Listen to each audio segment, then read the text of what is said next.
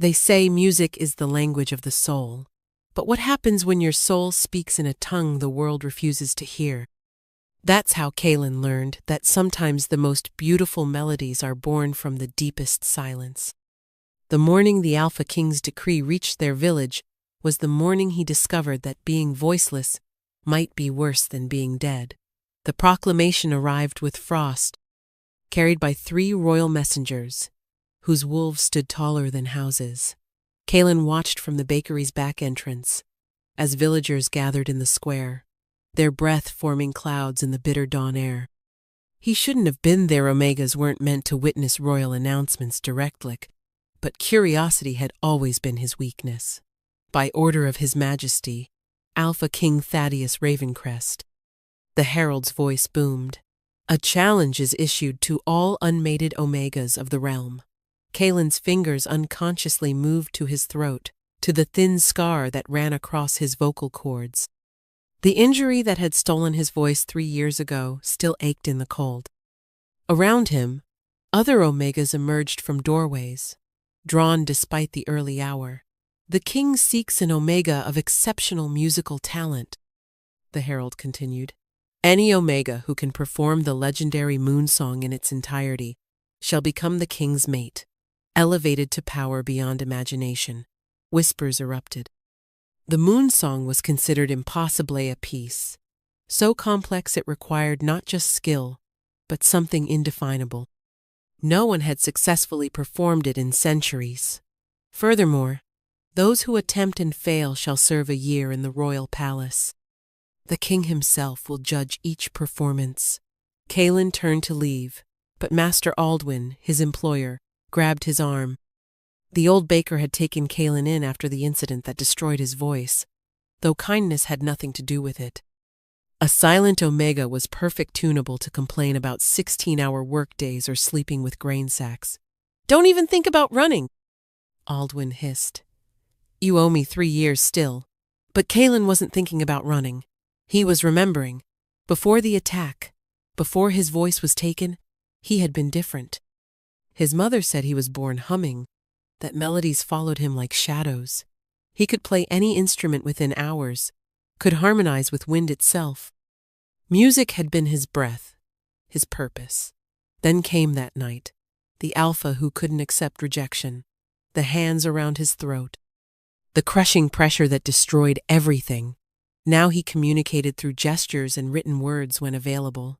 The village saw him as less than Omega creature without purpose. Even other Omegas avoided him, as if muteness might be contagious.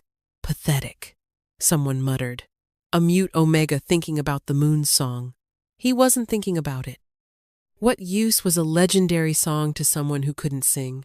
That night, lying on his makeshift bed among flour sacks, Kaelin dreamed of music. Not simple folk songs, but something else, a melody that pulled at his soul, beautiful and terrible, like moonlight given sound. He woke with tears on his face, hands moving in complex patterns, as if playing an invisible instrument. The next morning brought royal guards to the bakery. "We're collecting names of all Omegas who wish to attempt the challenge," one announced. Aldwin laughed cruelly. "No one here would dare. All Omegas must be given the choice," the guard insisted. His eyes found Kaelin. "You there, do you wish to attempt?" Before Kaelin could gesture, Aldwin spoke. "That one's mute. Damaged goods. Couldn't sing if his life depended on it." The guards exchanged glances. "Mute?" 3 years now, Aldwin confirmed. His voice was nothing special anyway. That was a lie. Kaelin's voice had been extraordinary, but he had no way to protest. "Still, the king's decree says all Omegas, even the mute one, must be registered." They wrote, Kaelin Ashworth. Omega, mute, age 23. As they left, one guard looked back. "The challenge begins in 1 week. All registered Omegas will be brought to the palace." Aldwin's face darkened once they were gone. "If you embarrass me before the king, you'll regret it." But that night, the dream returned stronger. The melody wrapped around him like silk, pulling him somewhere unseen. In the dream, impossibly, he heard his own voice know as it had been, but transformed, singing something that made stars weep. The week passed in a blur. Each night the dreams intensified, the melody becoming clearer. By the time the royal carriage arrived, Kaelin could feel the music thrumming in his bones, desperate for release. As the palace appeared on the horizon-white towers, spiraling impossibly into clouds, Kaelin pressed his bound hands against the window. Aldwin had insisted on restraints, claiming he might flee. "Look at the mute one," another Omega laughed. "What's he going to do?" mimed the moon's song. Let them laugh. They didn't know about the dreams growing stronger each night, about the melody playing constantly in his mind. Being mute had taught him to hear what others missed: music in heartbeats, rhythm in breathing, melodies hidden in everyday sound. The palace gates sang as they opened, a haunting chord that made every Omega fall silent. Kaelin felt that sound in his bones, recognized it. The opening note of his dreams. The throne room was a cathedral of ice and light, its ceiling disappearing into darkness where stars flickered, real or illusion. Kaelin couldn't tell. At the far end, on a throne carved from frozen midnight, sat Alpha King Thaddeus Ravencrest. Kaelin's breath caught. The king was beauty and terror, personified: hair absorbing light like void, eyes the color of storm clouds, features sharp as broken glass. Power radiated from him in waves that made every Omega whimper. All except Kaelin, who couldn't make a sound. "So!" The king's voice was dark honey poured over shattered crystal. "These are the hopefuls who think they can master the moon song." His gaze swept over them dismissively until it landed on Kaelin, bound and silent. Those steel-gray eyes narrowed dangerously. "You there. Step forward." Kaelin moved clumsily, his bound hands making him stumble. Whispers followed like ghosts. "Why are you restrained?" the king demanded. Master Aldwin's voice cut through. "Apologies, Your Majesty. That Omega belongs to me. He's mute and simple-minded. I tried to prevent." "Mute?" The king descended with predatory grace. "Yet here to attempt a song? A misunderstanding. He can't even—" "Silence." The king circled Kaelin slowly. "You're from Ashworth Village, the Baker's Omega." Kaelin nodded. "You truly cannot speak?" Another nod. The king laughed coldly. "How amusing. A mute Omega here to sing the moon song. Tell me, do you play instruments?" Kaelin's hands twitched toward explanation, but the ropes prevented complex movement. He could only nod. Which ones? How could he explain he played everything? That instruments spoke to him in ways voices never could?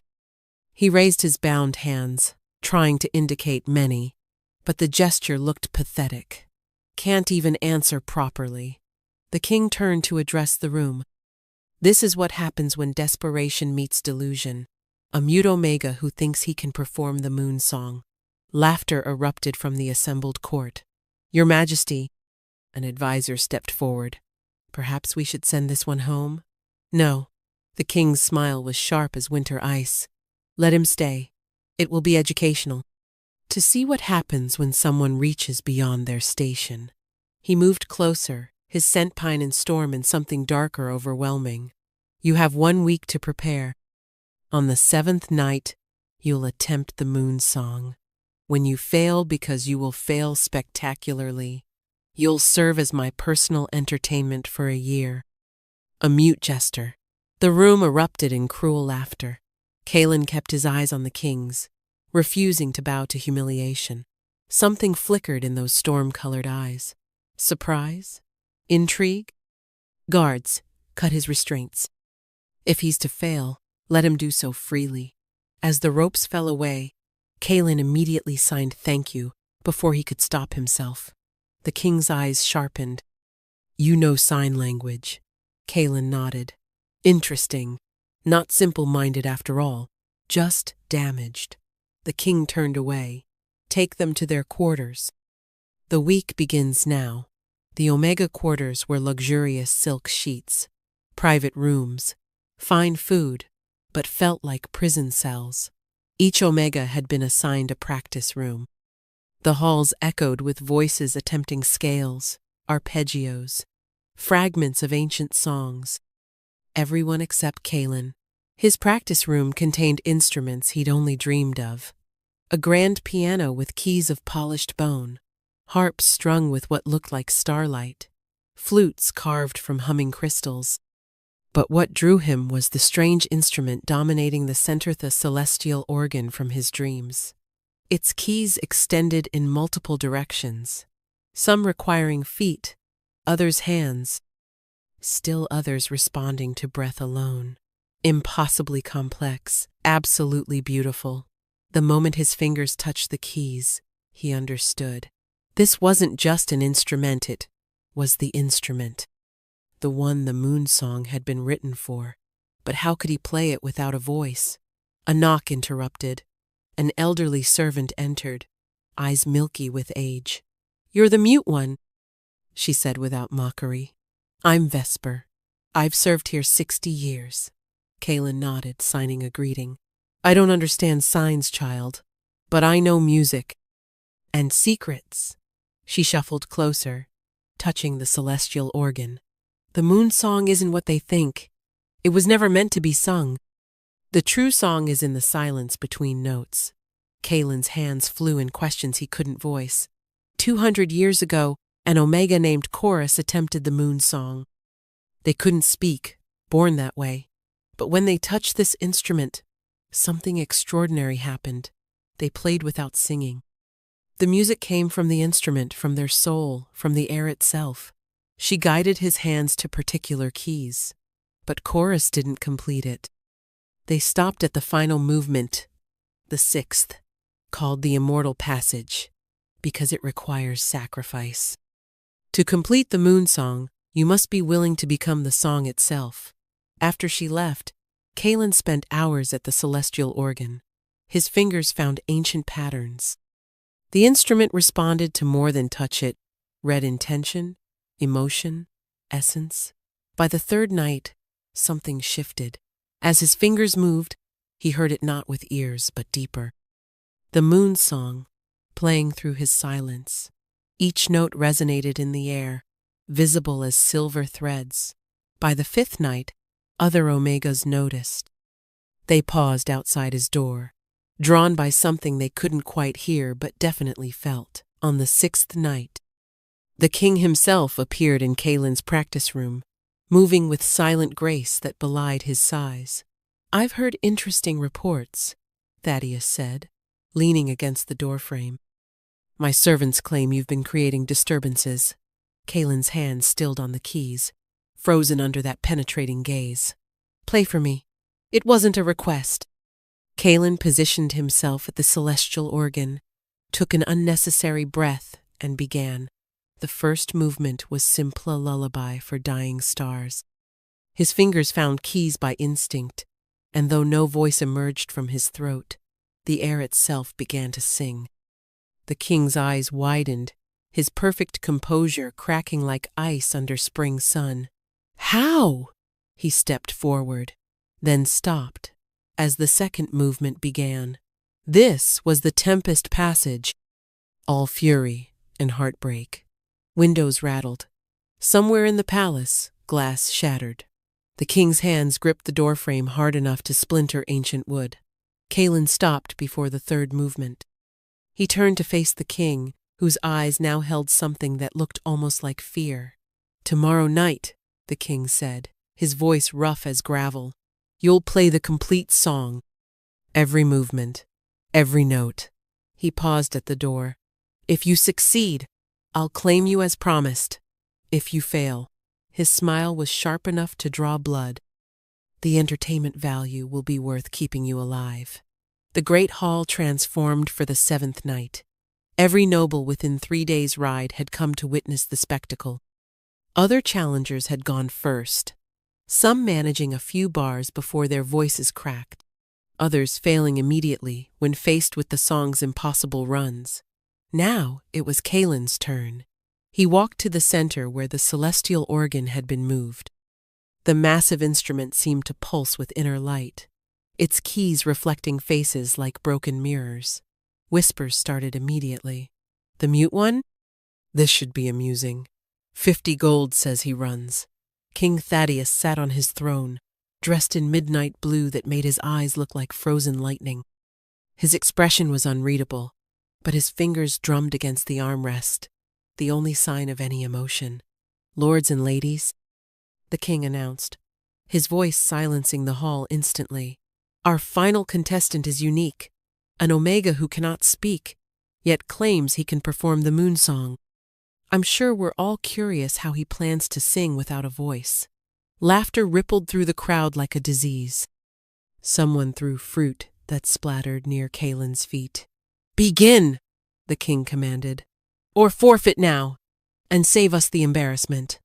Kalen sat at the celestial organ. He placed his hands on keys that warmed under his touch like living things. The instrument recognized him, welcomed him like an old friend. He closed his eyes and began. The first note rang out not from his throat, but from the air itself. The second note joined, harmonizing impossibly from a single player. By the third note, the palace walls themselves hummed. Kalen played the lullaby for dying stars, and the enchanted ceiling showed real constellations fading in and out of existence. He moved into the storm of hearts, and wind whipped through the hall despite closed windows. Nobles gasped as their heartbeats aligned with the rhythm. The third movement, the lover's lament, required words of love and loss so profound they could move the heavens. Kalen played, and though his throat produced no sound, every person heard the words in their own mind, in their own voice, speaking their deepest heartbreak. Tears streamed down faces. Hardened warriors sobbed. Even the king's perfect mask cracked, a single tear tracking down his cheek. The fourth movement, the dragon's dance, had his fingers flying, feet working pedals, elbows finding keys, creating a symphony of motion as beautiful to watch as to hear. Fire seemed to dance in the air, though nothing burned. The fifth movement was the ocean's memory. The hall filled with salt scent and wave sounds that existed nowhere but in the music. People swore they felt sand between their toes. Then, the sixth movement, the one no one had reached in 2 centuries. The immortal passage. Kalen hesitated. Vesper's words echoed. To complete the moon song, you must be willing to become the song itself. He looked at the king, met those winter-dark eyes, and saw recognition. Understanding, as if the king knew exactly what this moment meant. Kalen played the first note of the immortal passage. Pain lanced through his chest like lightning. His body began glowing with silver light. He was dissolving, becoming sound itself. Yet he kept playing. The audience screamed, some trying to run but frozen by the music's power. The king stood from his throne. Stop! But his voice was lost in the symphony. Kalen played on. His fingers were translucent now, wisps of music given form. This was the sacrifice, not death, but transformation. To complete the moon song meant becoming it forever. But just as the final note approached, strong hands grabbed his wrists, pulling them from the keys. The king held him, his own hands burning from contact with the transforming Omega. Enough, he said, and this time his voice carried alpha command so powerful it shattered the spell. Kalen solidified, gasping, collapsing into the king's arms. The hall was silent except for their ragged breathing. You fool, the king whispered. You beautiful, impossible fool. You would have disappeared forever. Kalen woke in a bed softer than clouds, in a room that could have held his entire village. Sunlight streamed through stained glass windows, painting rainbows across silk sheets. Every nerve felt struck by lightning and after effect of nearly dissolved music. Don't move. King Thaddeus stepped from shadows by the window, looking exhausted. His usually perfect appearance was disheveled, eyes rimmed red. The healers say you need 3 days to recover. What you almost did changed you fundamentally. Your body is still deciding whether to be flesh or song. Kalen's hands shook as he signed. Why did you stop me? The king's jaw tightened. You would have died. Transformed. Become eternal. Become nothing. The king snapped. A pretty sound that would fade. Is that what you wanted? To disappear? Kalen turned away. Part of him had wanted exactly that, to become something beautiful enough that his muteness wouldn't matter. Rest, the king said coldly. The bonding ceremony is in 3 days. He paused at the door. Your old master has been dealt with. He won't claim any more Omega servants. Before Kalen could ask what that meant, the king was gone. The next 2 days blurred with healers and preparations. Vesper visited, her ancient face bright with something like pride. You did it, child. You played the true song, even incomplete, more than anyone managed in centuries. Kalen signed questions she couldn't read, frustrated. Finally, he grabbed paper and wrote, The king understood my signs. How? Vesper's eyes widened. He did? That's very interesting indeed. She left without explaining. On the 3rd day, Kalen explored his new quarters, part of the royal wing, connected to the king's chambers by a locked door. He had instruments, books, a desk for composing, paradise, yet it felt like a gilded cage. That evening, a servant brought elaborate ceremony robes. As Kalen dressed in white silk embroidered with silver moons, he caught his reflection. He looked important, whole. The illusion shattered when he tried to hum, and no sound emerged. The ceremony was held in the moon garden, under the full moon. Only highest nobility attended. They watched with curiosity and barely hidden disgust. A mute Omega bonded to their perfect king scandal for generations. King Thaddeus stood at the altar, devastating in formal black with silver trim. When he saw Kalen, something flickered across his face, too quick to identify. The officiant began traditional words. Kalen couldn't respond vocally, but the king had arranged alternative nods, written consents, gestures. Awkward, stilted, nothing like tradition demanded. Do you, Kalen Ashworth, accept this bond freely? Kalen nodded, though freely seemed strange for a choice made under challenged terms. And do you, King Thaddeus Ravencrest, claim this Omega as your bonded mate? I do, the king said with odd weight. The bonding bite should have been next. But the king hesitated, fingers ghosting over Kalen's throat, tracing the scar that had stolen his voice. With your permission, he said quietly. Unusual alphas didn't typically ask. Kalen nodded, tilting his head. The king's teeth were gentle, precise. The bite sent fire through Kalen's veins, a connection snapping into place. For a moment, he felt the king's emotions: desire, guilt, fear, and something like recognition. Then the king pulled back, and the connection muted to a whisper. It is done, the officiant announced. The feast afterward was torture. Kalen sat beside the king, unable to participate in conversation, enduring veiled insults disguised as congratulations.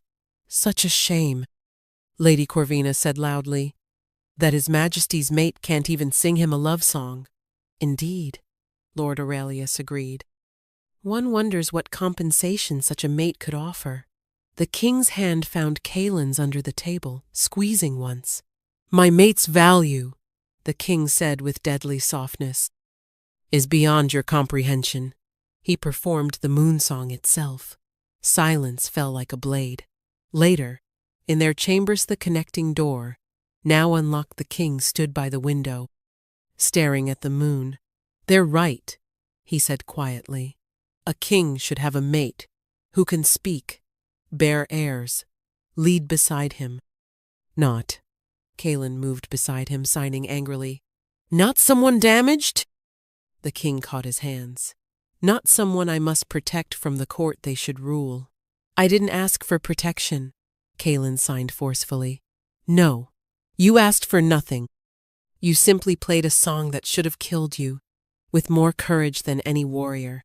His thumb traced Kalen's wrist. Do you know why I really stopped you? Kalen shook his head. Because I've heard that song before. In dreams. Every night for 7 years. I've dreamed of the moon song played exactly as you played it. In those dreams, the one playing had no voice. Kalen's eyes widened. I thought I was going mad, the king continued. Then you appeared a mute Omega attempting the moon song. Like watching dreams manifest into reality. He released Kalen's hands, stepping back. Rest. Tomorrow you begin duties as consort. As he turned to leave, Kalen caught his sleeve, writing quickly on nearby paper. Why do you understand sign language? The king read it, expression closing off. Everyone has secrets, Kalen. Even kings. Especially kings. He left through the connecting door. The lock clicked back into place. Life as the king's consort followed strange patterns. By day, Kalen was displayed like an exotic pet prison at court but never participating, dressed beautifully but unable to hide what he lacked. Nobles had learned not to mock openly after the king sent Lord Aurelius to the dungeons, but their thoughts showed clearly in their eyes. By night, things differed completely. The king would come to Kalen's chambers never, inviting him to his own end. They would communicate. Kalen would sign. The king would respond. Conversations ranging from music to philosophy to kingdom history. During these nights, Kalen glimpsed someone else beneath the king's cold exterior. Play for me, the king would request, and Kalen would sit at the piano, creating melodies that needed no voice. Sometimes the king closed his eyes, tension draining from his shoulders. Once, Kalen caught him humming along perfect harmony to a song just invented. You have perfect pitch, Kalen signed, surprised. The king's eyes snapped open, softness vanishing instantly. Many people do, but many couldn't harmonize instinctively with complex melodies never heard before. Kalen filed this observation with other strange things. How the king's hands sometimes moved in patterns resembling sign language. How he knew obscure musical terms. How his fingers danced across invisible keys when he thought Kalen wasn't looking. 3 weeks into their bonding, Kalen discovered everything. He'd been exploring the palace library, searching for new music, when he found a restricted section behind a hidden panel. Inside were journals in careful handwriting, dating back 7 years. The first entry stopped his heart. The curse begins tomorrow. I've agreed to the witch's terms. Better to be thought dead than live with the shame of what I am. The kingdom needs a perfect alpha king, not someone like me who... You shouldn't be reading those. Kalen spun. The king stood in the doorway, face pale as winter snow. These are yours, Kalen signed. Not a question. They belong to who I used to be. Kalen's hands moved frantically. The witch's curse you made a deal? The king laughed bitterly. Everyone assumes curses are punishments. Sometimes they're bargains, escapes. I wasn't always the alpha, you see. What were you? Kalen signed. Someone society considered worthless. Like you. The words hung heavy between them. Kalen reached for another journal, but the king caught his wrist. Don't. Please. Let me keep this one secret. But secrets have a way of revealing themselves. During the harvest festival, the court gathered for traditional performances. A visiting soprano sang beautifully, then invited participation. Surely our new consort would honor us with a song. Silence fell like a stone. Every eye turned to Kalen. The consort cannot perform. The king said coldly. Oh, but I insist. Every Omega can sing something. He cannot. Suddenly, Kalen felt strange warmth in his throat. The bonding bite had done something, healed something partially. Not completely, but he touched his throat, shocked. The warmth spread, and he felt his vocal cords responding for the first time in 3 years. He opened his mouth, trying to form a sound. Ah, The sound was barely a whisper, rough and broken, but it was there. The king went rigid beside him. "Sing!" someone called. Others joined the chant. "Sing! Sing!" Kalen stood on shaking legs, approached the performance area. He tried to form a note. What emerged was cracked, horrible, like grinding glass. The court erupted in cruel laughter. "That's our consort? He sounds like a dying crow!" The king bonded with that? Kalen stood frozen, humiliated.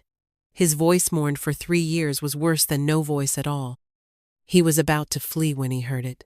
Someone else singing. The voice was perfect, pure, impossibly beautiful. It took the soprano's song and elevated it to something divine, hitting notes that shouldn't be possible. The court fell silent, searching for the source. It was the king. He stood beside his throne, singing with a voice that shamed every professional performer. But more as he sang, his appearance flickered. For moments, Kalen saw through the alpha facade to something underneath. Someone smaller, softer, moving with the music like they were born to it. The song ended. The king's appearance solidified back. Anyone who mocks my consort's voice again will lose their own. The threat was clear. Silence reigned. That night, the king didn't come to Kalen's chambers. Kalen waited, then approached the connecting door. Locked, but he heard someone playing the celestial organ brilliantly. Then that impossible voice, singing wordlessly. The truth hit like lightning. The king wasn't an alpha at all. Kalen knocked urgently. The music stopped. Long silence before the lock clicked open. The king stood there, looking vulnerable. His storm cloud eyes held a warning. "You know," he said. "Not a question." Kalen nodded, signing. "You're an Omega." The king laughed, but it was a shattered sound. "Was? I was an Omega." He stepped back, allowing Kalen into his private chambers for the first time. The king's private chambers were nothing like Kalen expected. Where the rest of the palace was cold, marble, and perfect angles, this space was warm, lived in. Music sheets covered every surface. Instruments lined the walls. In the center, a twin to Kalen's celestial organ showed years of use.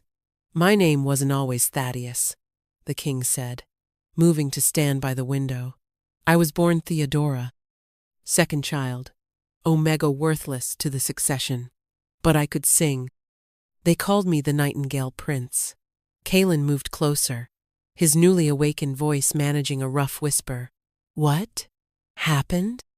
"I fell in love with an alpha who promised everything, who said he loved my voice, my music, my soul, then laughed when I thought he'd bond with me. Called me practice for finding a real mate." The king's form flickered, showing glimpses smaller, softer, beautiful in an entirely different way. "My brother died in battle. Suddenly, I was heir to a throne. Omegas can't hold by law. That's when the witch appeared. The witch offered me a bargain," Theodora continued, her true form flickering more clearly now. "She would make me an alpha perfect, strong, everything a king should be. In exchange, this facade requires constant will. If I ever feel safe enough to be myself, the illusion breaks." The singing in the hall. "I couldn't watch them hurt you. Couldn't stand their mockery when you were so brave." Theodora's voice dropped. "I forgot to maintain the facade." Kalen's mind raced, pieces falling into place. "The moon song. Your perfect pitch. You're a musician." "Was. The illusion doesn't allow such softness. I can only play alone, sing when no one's listening. 7 years living as someone else entirely. Until you." "Me?" Theodora moved to the celestial organ, running fingers over keys without pressing them. "You played the moon song how I'd always heard it, without voice, because it doesn't need one. It needs soul, understanding, sacrifice. Everything they said Omegas couldn't possess. You created the challenge," Kalen realized, "looking for someone like me. Someone who understood music isn't about perfect voices, but truth. Theodora pressed a single key, the note hanging between them. I thought if I found that person, maybe I could stop pretending. Kalen approached slowly, placed his hand over Theodora's on the keys. Show me, he whispered with his damaged voice. The real you. Theodora's breath hitched. If anyone finds out, they won't. This room, this moment, just us. No kings, no consorts, just two musicians. Slowly, Theodora's form shifted completely. Harsh angles softened, height reduced, midnight hair lightened to warm brown. When finished, Theodora stood there still, beautiful, but real. This is me, she whispered in that pure, perfect voice from the hall. Kalen cupped her face gently. You're magnificent. Tears slipped down her cheeks. I'm a lie. You're surviving. We both are. They sat at the celestial organ together, 4 hands on keys. Without planning, they began playing. The melody that emerged was neither the moon song nor anything written. It was theirs, created in the moment. A conversation between souls who'd forgotten they could be understood. Theodora sang wordless harmonies that made air shimmer. Kalen's damaged voice couldn't match her range, but found notes he could hold, creating counterpoint beautiful in its imperfection. Hours passed. The moon traveled across the sky. Finally, exhausted, they stopped. Stay, Theodora whispered. Please. I know the bonding was just ceremony. You didn't choose this. But stay tonight. Let me be myself for one night. Kalen answered by pulling her into his arms. They lay together not as Alpha and Omega, not as king and consort, but as two people finding harmony in their mutual brokenness. What happens tomorrow? Kalen asked against her hair. I become Thaddeus again, perfect Alpha King. She pressed closer. But maybe, privately in moments like this, you can be yourself. Kylan finished. We both can. As dawn approached, Theodora's form began shifting back, curse reasserting with sunrise. But before transformation completed, she whispered, I love you, not because you played the moon song, because you see me. The real me.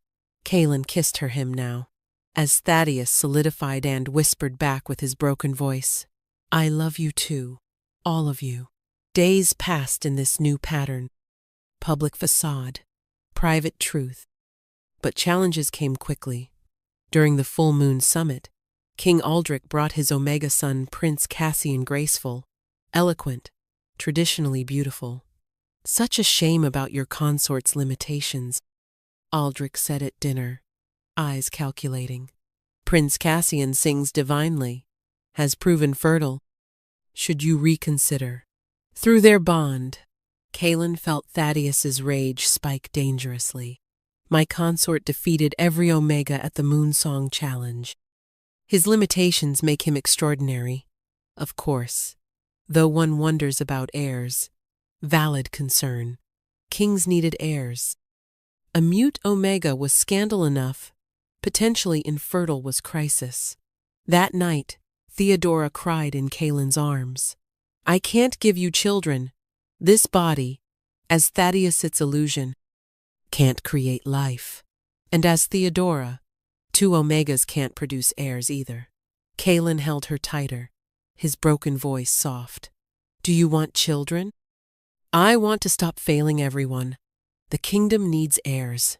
You've never failed me, he whispered. Never. Their second crisis came from an unexpected source. Vesper, the elderly servant who had helped Kalen understand the moon song. She cornered him one morning while Thaddeus held court. I know what the king is, she said quietly. Kalen's blood turned to ice in his veins. I served this palace 60 years, child. I knew Prince Theodora. Recognized the voice when the king sang in the hall. She studied his face carefully. You know too. Kalen could only nod, unable to deny it. Good. The kingdom needs truth, even if hidden. Take care of her, boy. She's been alone too long. She shuffled away before Kaelin could respond, leaving him shaken. If Vesper knew, who else suspected? The answer came during the autumn festival. Rebels attacked the palace senate to kill, but to expose. They'd somehow learned about the curse. Your king is a fraud, their leader shouted, holding a witch-charmed crystal that revealed illusions. Let me show you all what he really. The crystal shattered. Kaelin stood where he'd thrown a wine bottle, his damaged voice roaring with unexpected power. Enough! The hall went silent. Kaelin had never spoken above a whisper since his voice partially returned. The raw sound shocked everyone. You want truth? He rasped, each word tearing his throat. Truth is, our king saved me. Saved all of us. Truth is strength. He moved to stand beside Thaddeus's throne, taking the king's hand publicly. You attack with lies, he continued, voice cracking, bleeding. But I, who cannot sing, who can barely speak, I tell you, our king is exactly who this kingdom needs. He collapsed, throat seizing completely. Thaddeus caught him, and for a moment, just a moment, the facade flickered. Everyone saw it, the shift, the change, the truth underneath. But instead of chaos, there was silence. Then, slowly, the crowd began to kneel. Not to the perfect Alpha King, but to the ruler strong enough to be what they needed, regardless of the cost. That night, Theodora held Kaelin as healers worked. His voice was gone. Again the strain had destroyed what little healing the bond had provided. Why? She whispered. Why sacrifice your voice for my lie? Kaelin's hands were weak, but he managed to sign. Not a lie. You are the king this kingdom needs. Theodora or Thaddeus, you're extraordinary. The people will revolt when they learn the full truth. Then we face it together. Kaelin signed. Always together. She kissed him desperately. When she pulled back, determination filled her eyes. There's something I need to tell you about the curse. About how to break it. Kaelin's eyes widened. The witch told me there was one way. Only one. True love's acceptance. Someone who knows all of me, every secret, every flaw, and chooses me anyway. I choose you, Kaelin signed immediately. Every day, every form. I know, but for the curse to break, I have to choose too. Choose to be myself completely, in front of everyone. No more hiding. The weight of that settled between them. Breaking the curse meant revealing everything to the kingdom. Risking revolution, assassination, complete rejection. We don't have to, Kaelin signed. We can continue as we are, living in shadows, stealing moments of truth. Theodora asked. You deserve better. We both deserve better. A knock interrupted. A guard entered, bowing low. Your Majesty, urgent news. The witch who cursed use, she's been found. She requests an audience. Theodora's form solidified back into Thaddeus instantly. Bring her in. The witch who entered looked nothing like Kaelin expected. Young, beautiful in an otherworldly way, with eyes holding ancient sadness. Hello, Theodora, she said softly. It's time we discussed ending our bargain.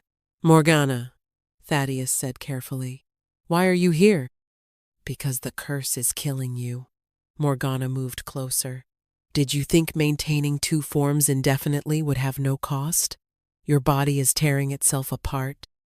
You have perhaps a year before it fails entirely.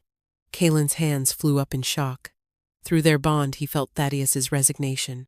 He'd known. He'd known he was dying and hadn't said anything. A year is enough to establish a successor, Thaddeus said coldly. A successor? Morgana laughed. You still don't understand. The curse wasn't meant to punish you, Theodora. It was meant to teach you. Teach me what? That I'm an abomination? No. To teach you that the greatest prison is the one we build for ourselves. She turned to Kaelin. You understand, don't you? You who lost your voice but found ways to sing without it. Kaelin nodded slowly. The moon song was my creation, Morgana continued. A test of the soul's willingness to transcend limitations. You passed that test, Kaelin. You were willing to dissolve into music itself rather than remain trapped. But I stopped him, Thaddeus interjected, because you loved him more than you feared exposure. Just as he loved you enough to sacrifice his newly returned voice defending your secret, Morgana pulled out a vial filled with swirling silver liquid. This will break the curse permanently. But there's a catch. The curse will break publicly, Morgana explained, holding the silver vial. Everyone within a mile will see the transformation. There will be no hiding, no gradual revelation. The kingdom will know instantly that their Alpha King is actually an Omega. Thaddeus paled. They'll riot. The law states. Laws can change, Morgana interrupted. The question is, are you brave enough to be the catalyst for that change? Why? Kaelin signed, unable to speak after destroying his voice defending Thaddeus. Morgana turned to him. Because I was like her once, an Omega with power, forced to hide it. I became a witch because it was the only way to have agency. When I saw Theodora's pain, I offered what I wished someone had offered, me a chance to be someone else. She sighed deeply. I didn't realize until too late that being someone else is just another form of prison. She set the vial on the table. The choice is yours. Continue living the lie until your body fails, or risk everything for the chance to live as yourself. The full moon festival, Thaddeus said suddenly. 3 days from now. The entire kingdom gathers in the square. Kaelin signed frantically. Too public, too dangerous. It's perfect, Thaddeus countered. If I'm going to do this, everyone should see. No rumors, no doubts, just truth. Morgana nodded.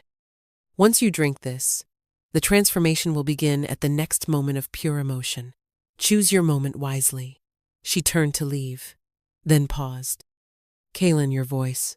I can heal it properly. Make it whole again. To sing again. Kaelin's heart leaped at the possibility.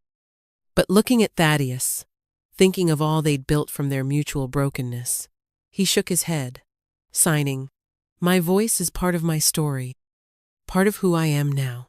Morgana smiled. You truly are perfect for each other. For 3 days they prepared. Thaddeus met with his most trusted advisors, carefully testing loyalty. Beta Marcus swore to stand by his king regardless. Others gave more conditional responses. Vesper proved invaluable, revealing a network of servants who had always suspected and never cared. You think we serve you because you're an alpha? We serve you because you're a good ruler. The rest is just decoration. The night before the festival, Theodora and Kaelin played one last duet in their private chamber. The melody was bittersweet, full of endings and beginnings. If they reject me, Theodora said, you could claim the bond was forced. Distance yourself. You'd be free. Kaelin pulled her close, signing against her skin. Where you go, I go. Who you are, I love. Forever. The full moon festival dawned clear and bright. The square filled with thousands of citizens celebrating the harvest. At the center, a great stage had been erected for the king's address. Thaddeus stood before his people, the vial hidden in his palm. Kaelin stood beside him, their hands linked. My people, Thaddeus began, his voice carrying across the square. For 7 years, I have ruled you, protected you, led you through war and peace, but I have done so behind a mask. Murmurs rippled through the crowd like wind through wheat. Today, I offer you truth. He raised the vial.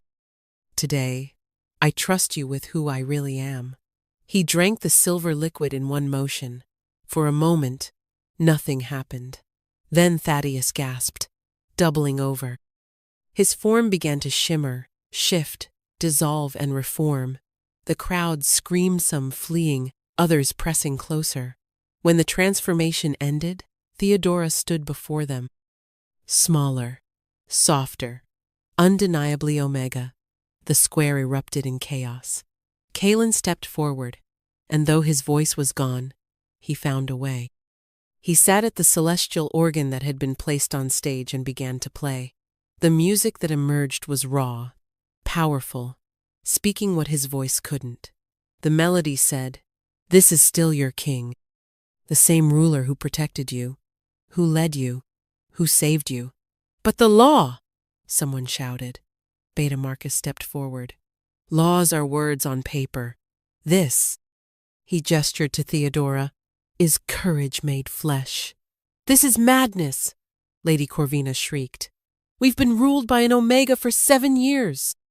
"And yet," Prince Cassian emerged from the crowd, "they've been the best 7 years in your kingdom's history."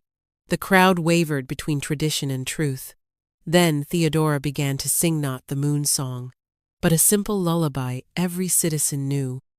Her impossibly pure voice filled the square with such beauty that hardened soldiers wept.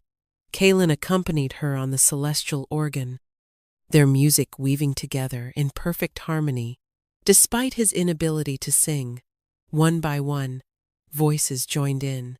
A small Omega girl who pushed through the crowd, Vesper, Marcus, Cassian. Soon hundreds were singing together. When the song ended, silence fell except for quiet weeping. "I am Theodora," she said simply. "I am Omega. I am your king. All of these things are true. If you cannot accept that, I will step down. But if you can, help me build a kingdom where no one has to hide who they are." Then someone threw a stone. It caught Theodora's temple, blood running down her face. More stones followed as the crowd split, some protecting their king, others calling for her blood. The stones fell like deadly rain. Kalen threw himself over Theodora, shielding her with his body as the crowd tore itself apart. Royal guards rushed forward, but the mass of people had become a living thing, half protecting their revealed king, half calling for her execution. "Abomination! She saved us! Death to the deceiver! Our true king!" Blood ran from cuts on Kalen's back where stones had struck. Theodora tried to push him aside, to stand and face her people, but he held her down, signing desperately against her palm. "Wait! Let them choose." Beta Marcus rallied the guards, forming a protective circle. "Those who stand with the king, to the left. Those against, to the right. Let's settle this properly."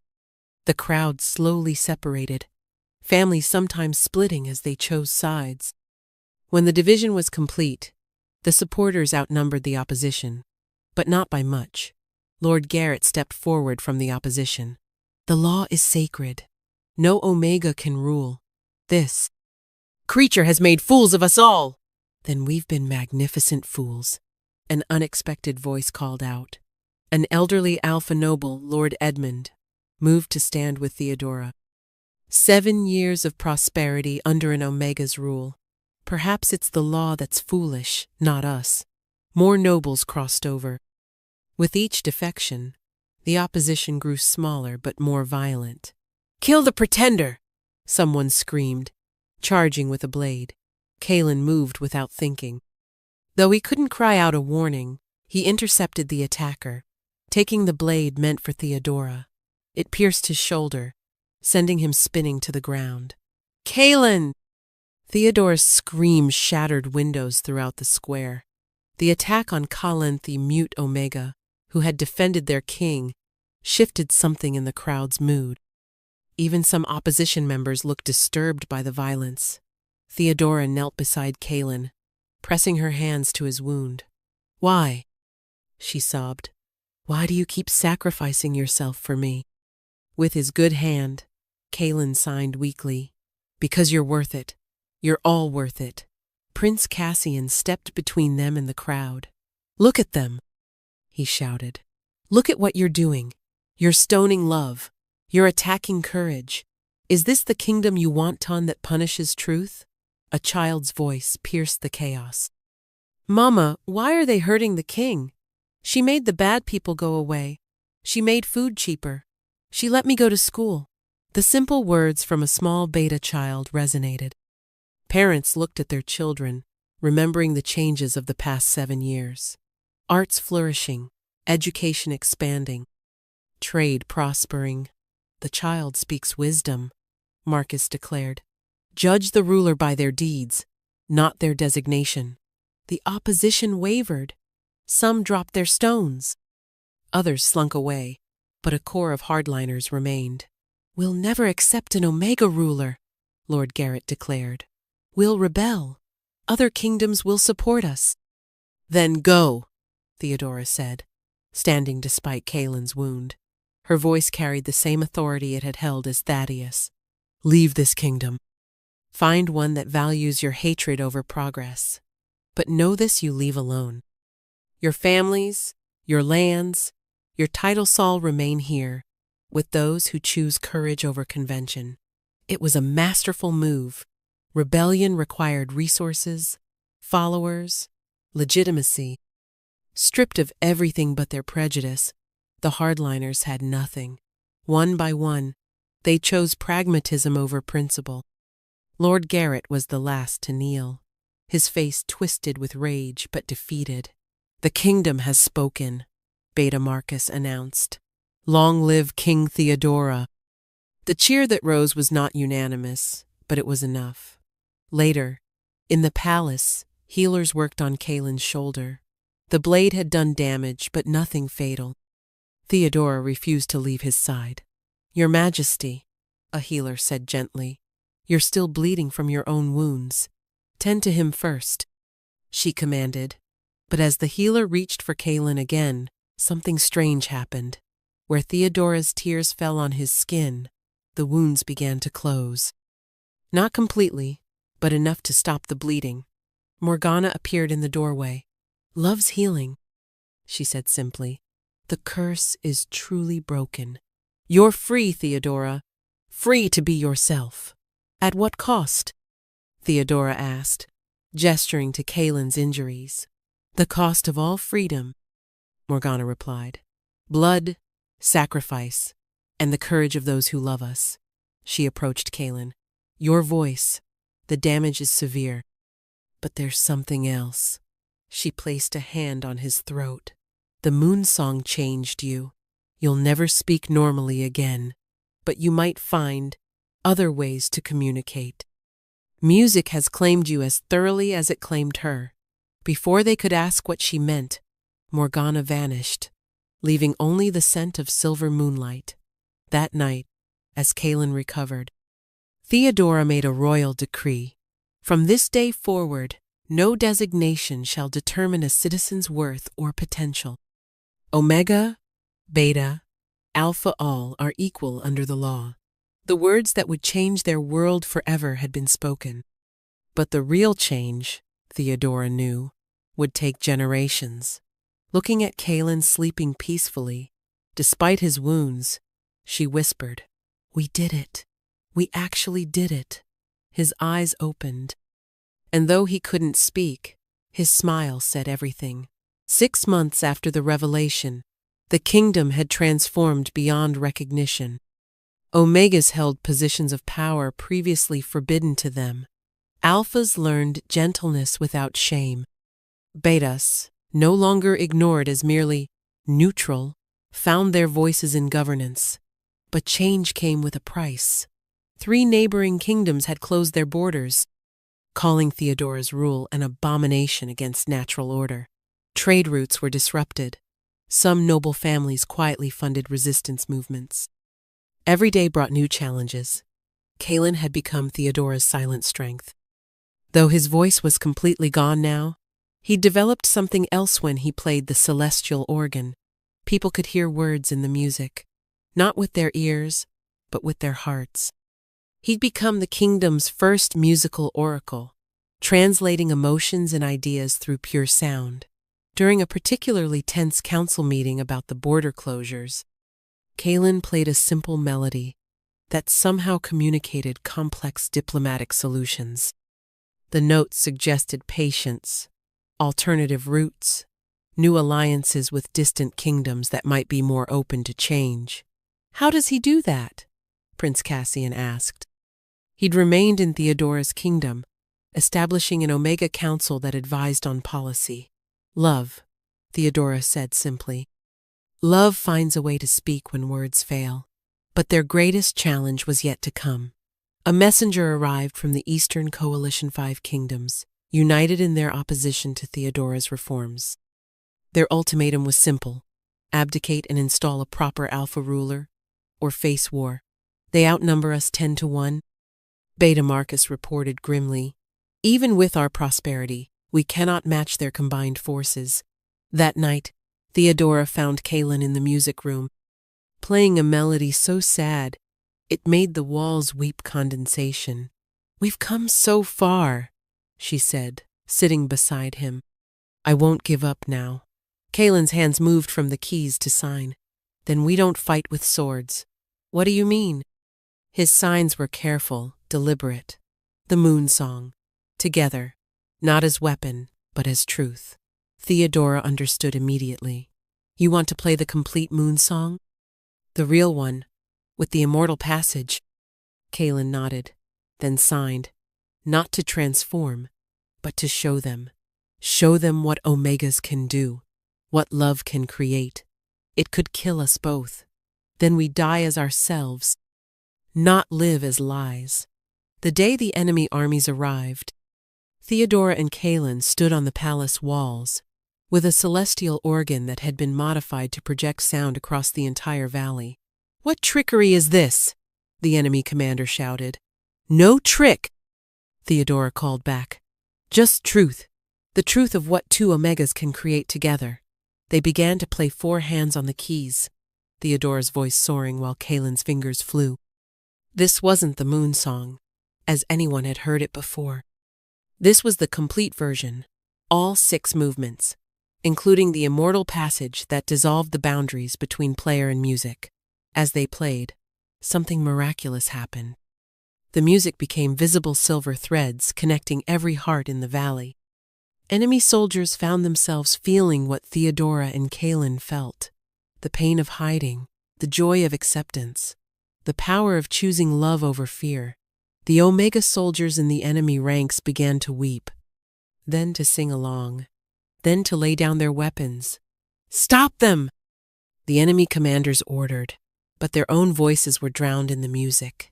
By the 4th movement, even alpha warriors were crying, remembering their own moments of vulnerability, times they'd been forced to be stronger than they felt.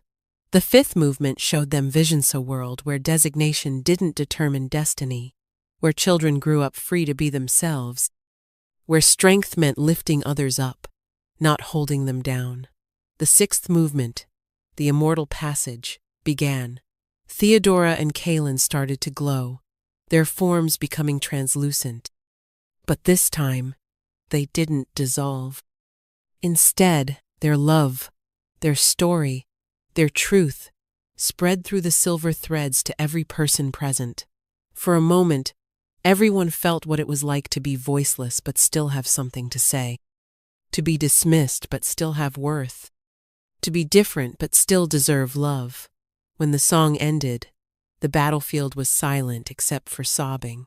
The enemy commander dismounted, walked forward, and knelt. Forgive us, he said. We didn't understand. One by one, the armies knelt. Not in defeat, but in recognition. Rise, Theodora commanded, her voice hoarse. Rise as equals. But the cost of playing the complete moon song was evident. Both Theodora and Kaelin collapsed, their life forces nearly depleted. Morgana appeared one final time. You've done something I never thought possible, she said. You've turned the moon song from a test into a gift. You've shown that power isn't about domination, but about connection. She produced 2 vials. These will restore you, but you'll be changed. The moon song has claimed you permanently. You'll never be quite human again. You'll be living bridges between the possible and impossible. They drank without hesitation. When they woke, they found the world had changed. The 5 kingdoms had withdrawn their armies and were drafting new laws. Omegas across the continent were rising up, demanding equality. The revolution had spread beyond borders. The change from the vials was subtle at first. Theodora's voice now carried harmonics that could soothe rage or inspire courage with a single note. Kalen's touch on any instrument created music that transcended sound. People could taste colors and see emotions when he played. But the deepest change was in their bond. Where once they'd needed proximity to feel connected, now they could sense each other across any distance. Not thoughts, exactly, but essence. The feeling of being fundamentally not alone. A year passed. The kingdom had become a beacon for those seeking freedom from designation-based oppression. Refugees arrived, daily Omegas fleeing forced servitude, Betas seeking recognition, even Alphas exhausted by the pressure to dominate. Among these refugees came a young Omega girl named Sira, barely 15. Heavily pregnant and unable to speak, her voice had been taken as punishment for refusing an Alpha twice her age. The parallel to Kalen's own story was unmistakable. "We'll help you," Theodora promised, but Sira's eyes remained hollow, defeated.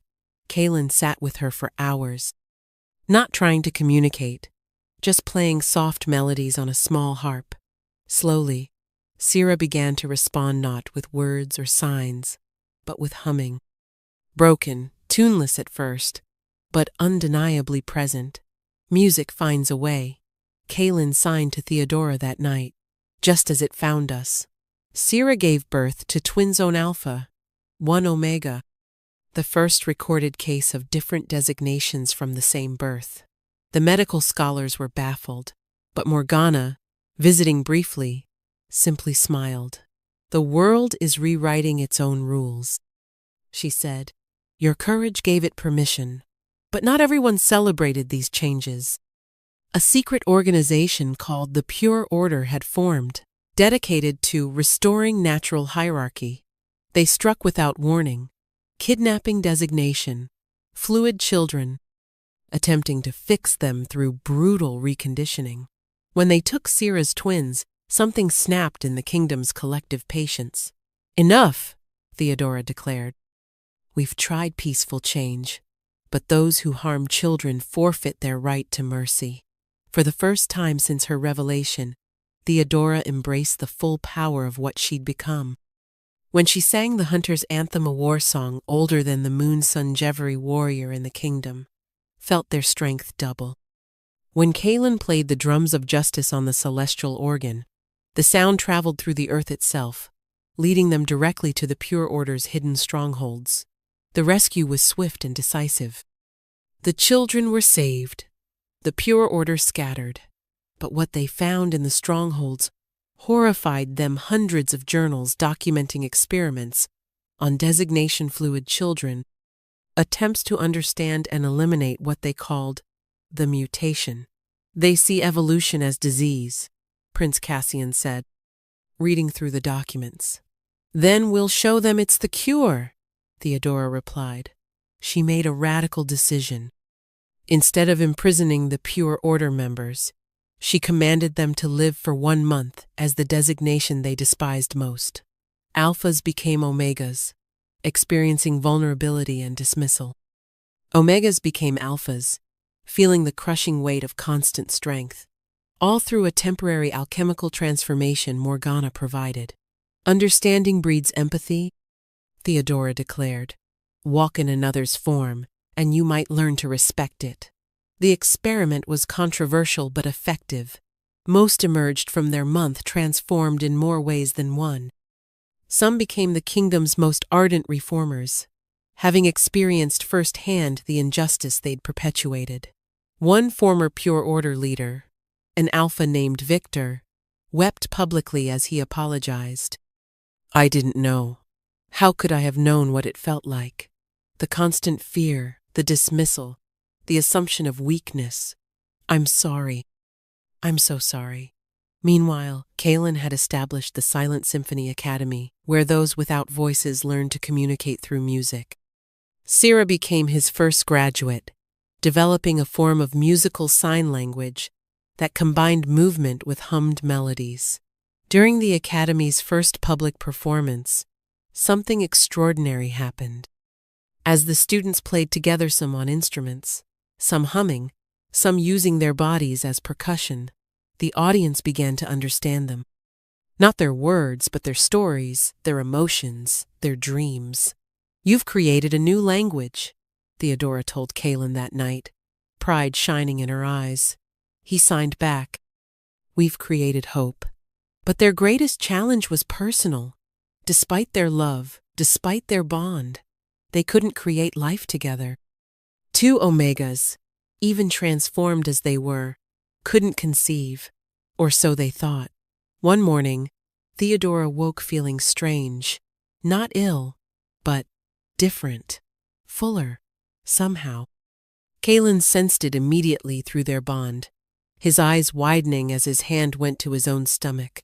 Morgana appeared, unsurprised. "The Moonsong's final gift," she explained. "You've transcended biological limitations. You're both carrying the same child, Theodora physically, Kaylin spiritually. A child born not of designation but of pure love and shared essence." The pregnancy was unlike anything the healers had seen. Theodora carried the physical form while Kaylin carried what they could only describe as the child's song, its essence, its soul. They could feel the baby through both of them, experiencing pregnancy from dual perspectives. "What will it be?" Theodora asked during one examination. "Alpha? Omega? Beta?" The healer shook her head in wonder. "All. None. Something new. This child will be whatever they choose to be, moment by moment." The kingdom held its breath, waiting for this impossible birth. The child was born during a lunar eclipse, when the moon itself seemed to pause in anticipation. The birth was unlike anything recorded Theodora delivered physically, while Kaylin collapsed in sympathetic labor. His body racked with phantom contractions as he delivered the child's essence into being. When the baby finally emerged, they cried with a voice that harmonized with itself, creating chords no single throat should produce. Their eyes shifted color steel gray like Thaddeus had been, warm brown like Theodora truly was, then settling into something entirely new, silver like moonlight. "Harmony," Theodora whispered, the name coming unbidden. "Harmony," Kaylin agreed, though no sound left his throat. The word simply appeared in everyone's mind through the music of his touch as he cradled their child. Harmony was designation fluid in ways that defied comprehension, not just shifting between alpha, omega, and beta, but sometimes existing as all three simultaneously, or as something beyond designation entirely. They grew rapidly, walking at 6 months, playing simple melodies at 8 months, speaking in musical phrases by their first birthday. The kingdom watched, in awe and trepidation. This child was proof that the old ways were truly ending, that something new was being born. On Harmony's 2nd birthday, delegations arrived from across the continent. Some came to witness the miracle child, others to assess the threat they might pose to traditional structures. Among them was the High Oracle of the Northern Temples, an ancient alpha who had initially condemned Theodora's rule. "I came to judge," the oracle admitted, watching Harmony play with children of all designations, their forms shifting naturally to match their playmates' comfort. "But I find myself judged instead. This child, they're not an aberration, their evolution, their freedom," Theodora corrected gently. "Freedom from the boxes we've built for ourselves." The oracle knelt in alpha, kneeling to an omega queen and her mute consort, and declared, "The temples recognize your reign. More than that, we recognize the new world being born." But recognition came with responsibility. Messages arrived daily from omegas and other kingdoms, begging for help, for hope, for proof that change was possible. Theodora couldn't ignore their pleas. "We need to share what we've learned," she told her council. "Not through war, but through art, music, stories." Kaelin had an idea. Using the celestial organ and a network of sympathetic musicians across the continent, he created the song web, a way to transmit music across vast distances. Every full moon, musicians would play simultaneously, their combined music carrying stories of the changed kingdom to every corner of the world. The first broadcast was Harmony's Lullaby, composed by both parents. Simple, beautiful, it spoke of a world where children could grow up free. By morning, 3 more kingdoms had announced reforms to their designation laws. Music changes the world faster than swords, Prince Cassian observed. But the greatest change was still to come. On Harmony's 5th birthday, Morgana appeared one last time, but she looked different, older, more translucent, as if fading. "My time ends," she said simply. "The curse I cast, the laws I broke, the magic I wielded, it all had a price." But seeing this, she gestured to Harmony, to the kingdom, to the world changing. It was worth it. "No," Theodora said, reaching for her. "There must be something." "There is," Morgana smiled. "Remember me. Remember that sometimes the witch in the story isn't the villain but the catalyst. Remember that curses can be gifts, that breaking can lead to wholeness." She turned to Harmony. "You, little one, are the future I dreamed of but never thought I'd see. In you, all boundaries dissolve. The moon song itself changed when you were born. It no longer tests or transforms. It simply celebrates what is possible when love transcends form." As she faded, her last words echoed. The moon song was never about the music. It was about finding the courage to sing despite the silence. Years passed. Harmony grew into a young adult who could play any instrument, sing in harmonies that shouldn't exist, and shift between forms as easily as breathing. But more importantly, they aged differently. The moon song's gift meant they would live far longer than normal, becoming a bridge between the old world and the new for centuries to come. Other kingdoms slowly, sometimes reluctantly, adopted reforms. The designation system didn't disappear overnight, but it loosened, evolved, became more fluid. Children were born who defied the old categories, and instead of being feared, they were celebrated. Theodora ruled for 40 years, with Kaelin beside her as the silent voice of the kingdom. Their love never dimmed, their bond only deepening with time. When age finally claimed them, they passed within moments of each other, Theodora's last breath coinciding with the final note Kaelin ever played. Harmony inherited not a crown but a legacy. Standing before the kingdom, they spoke with their impossible voice.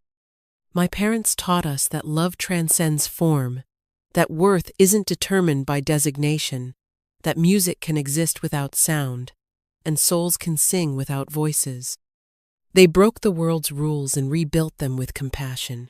Now it's our turn to continue their song."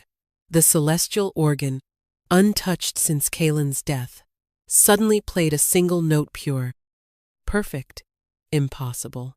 On it was inscribed, "When the moon sings, it doesn't ask permission. It simply illuminates the darkness, showing us that we were never broken, we were always whole, waiting for someone brave enough to see it." The kingdom sang that night, a chorus of all designations, all voices, all hearts. The moon song continued. No longer a test or a curse or even a miracle, simply a reminder that love makes all things possible. 100 years after Theodora's revelation, the world barely remembered a time when designations were fixed. Harmony, still appearing young through the moon song's gift that granted them centuries of life, had become not a ruler but a teacher, traveling between kingdoms to help those struggling with their identity. In a small village, at the edge of what was once Theodora's kingdom, a young Omega named River was born without any voice at all, not even the ability to hum. Their parents, remembering the old stories, brought them to the capital, to the palace that had become a school. Harmony greeted them personally. their form shifting to match River's Omega designation for comfort. "No voice?" they said gently. "My father had no voice either. Let me show you something." They led River to the room where the original celestial organ still stood, maintained perfectly despite its age. On its bench sat Kalen's last composition, unfinished, waiting. "He left this for someone," Harmony explained. "Someone who would understand that silence isn't empty. It's full of possibility." River approached the instrument hesitantly, small fingers touching the keys. The moment they made contact, the organ responded not with sound, but with light. Each key produced a different color, painting music in the air that everyone could see. "The organ evolved," Harmony explained, tears in their silver eyes. "Just as we did.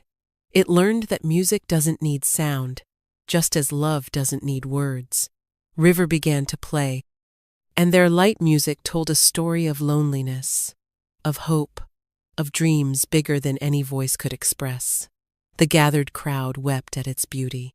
"This is why we remember," Harmony said, addressing not just those present but somehow speaking to the ages.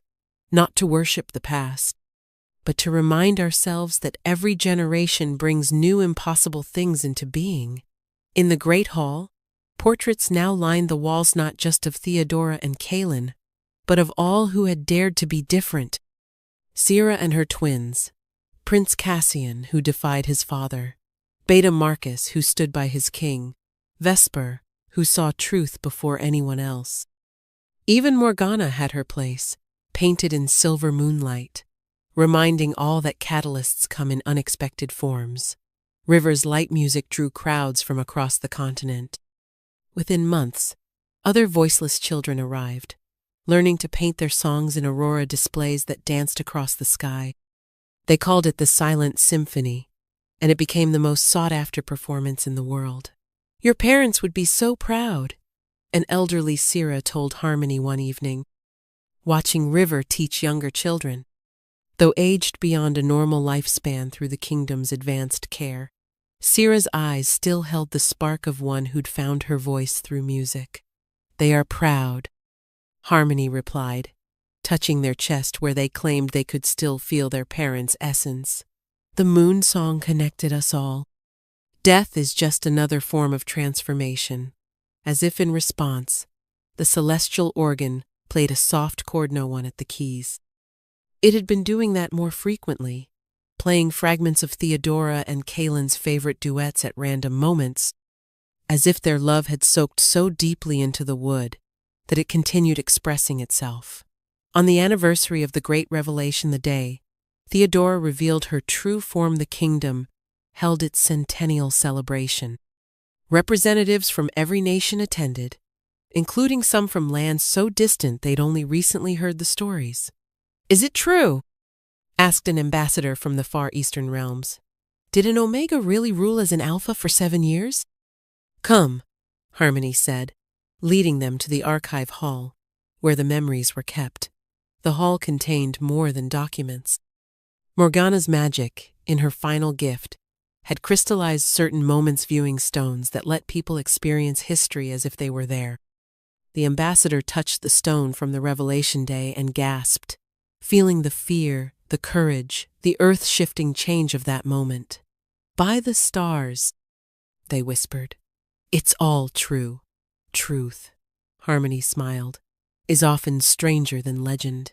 That night, River played Kalen's unfinished composition, completing it with their light music. As the final note painted itself across the sky, a silver cascade that looked like liquid moonlight, something extraordinary happened. Every designation fluid person in the kingdom, every voiceless soul, every individual who had ever felt broken or wrong or insufficient, suddenly felt it, a connection, like invisible threads, linking them all. For just a moment, they were one vast symphony of different notes creating perfect harmony. "The moon song web," Harmony breathed in recognition. "They didn't just change the kingdom, they changed the very fabric of how we connect." In the months that followed, the phenomenon spread. People discovered they could sense others, like them, not telepathy, but a kind of emotional resonance. The isolated were no longer alone. The voiceless could sing through others. The rigid could find fluidity. It's evolution, Prince Cassian's descendant, now an elder statesperson, observed. Not of the body, but of the soul. The pure order, or what remained of it, made one last attempt at restoration. They attacked during the Spring Festival, using ancient talismans meant to lock people into single designations permanently. But River and the other light musicians responded with something unprecedented. They played the Moon Song, not the original, but a new version, one that embraced silence as much as sound, darkness as much as light. Their combined light music created a barrier that didn't just stop the talismans but transformed them, turning tools of restriction into instruments of liberation. The Pure Order members, touched by the transformed talismans, found themselves experiencing every designation's simultaneous feeling, the full spectrum of existence. Most fell to their knees, overwhelmed by understanding they'd spent lifetimes avoiding. "Forgive us," their leader wept. "We didn't know. We couldn't know." "Knowledge isn't just learning," Harmony replied. "It's becoming." As the 2nd century since the revelation began, the world had fundamentally transformed. Designation still existed, but as a fluid spectrum rather than fixed categories. Children grew up choosing their forms based on comfort, necessity, or simple preference. Love knew no boundaries of biology or tradition. The celestial organs, for now there were many, each evolved in different ways, became gathering places where people shared their stories through whatever medium they possessed. Some used sound, others light. Still others used touch, taste, or methods that defied description. In the original palace, now the world's first free academy, a new inscription appeared on the celestial organ, written in no known hand. "Every soul sings. The lucky ones find others who hear their particular silence and call it beautiful." River, now a young adult, touched those words and smiled. Through their light music, they painted a response in the air. "Thank you, Kaylin. Thank you, Theodora.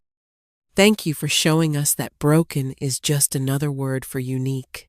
The light words hung in the air for days. A reminder that the revolution wasn't just about changing laws or breaking curses. It was about learning to love ourselves exactly as we are, while becoming exactly who we're meant to be. And in the moon's gentle light, if one listened carefully, they could still hear it, the original moon song, played by no hands, sung by no voice, yet eternally present. A testament that love transcends form, that worth transcends designation, and that true music needs neither sound nor voice, only a soul brave enough to share its truth. As Harmony stood watching the new generation of light musicians, they reflected on their extended lifespan, it, a burden, but a gift, allowing them to be the living memory of transformation, the bridge between what was and what could be. "How long will you live?" River once asked them.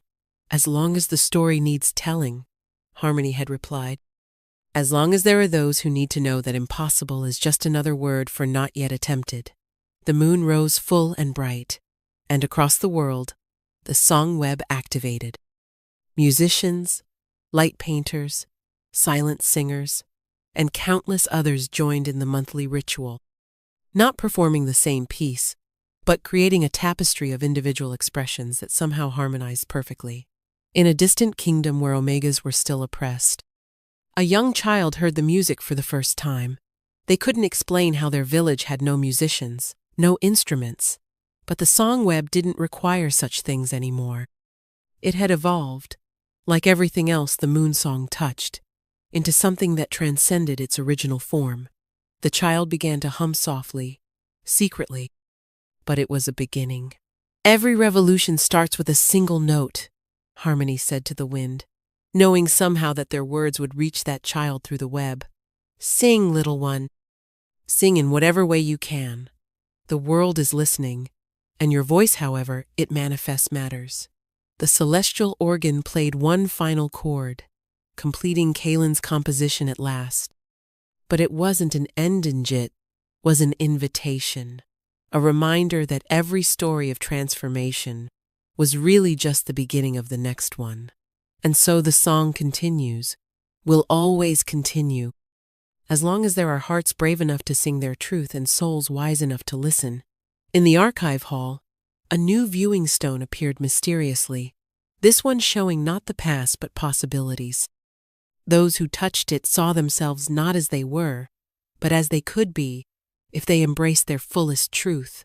River was the first to touch it. In the vision, they saw themselves teaching thousands, their light music illuminating not just the sky, but hearts across dimensions. They saw a world where voice was just one of infinite ways to communicate, where silence was recognized as its own language. Your parents began something, River told Harmony, but we're the ones who'll complete it. No, Harmony corrected gently. We continue it. Completion would mean the end of growth. And that's the one thing love never does. It never stops growing, changing, becoming more than it was. The moon sang that night, not metaphorically, but literally, its light carrying harmonics that only the transformed could hear. It was said that Theodora and Kalen's love had been so powerful it had awakened something in the moon itself, teaching it that even celestial bodies could transcend their assumed limitations. And in every kingdom, in every village, in every heart that had ever felt less than, the moon song played on, forever. We are not broken instruments awaiting repair. We are unique symphonies awaiting an audience that understands our particular beauty. And sometimes, we must become that audience for ourselves first. Final teaching of Harmony? Inscribed in light above the world's first free academy, visible only to those who've learned to see with more than their eyes, hear with more than their ears, and love with more than their hearts but with their very souls. Thank you for listening to today's story. I'd love to know, where in the world are you listening from, and what time is it there? Drop your country and the time in the comments below. It's amazing to see our story family connected across the globe, listening at different hours but sharing the same journey. See you in the next story.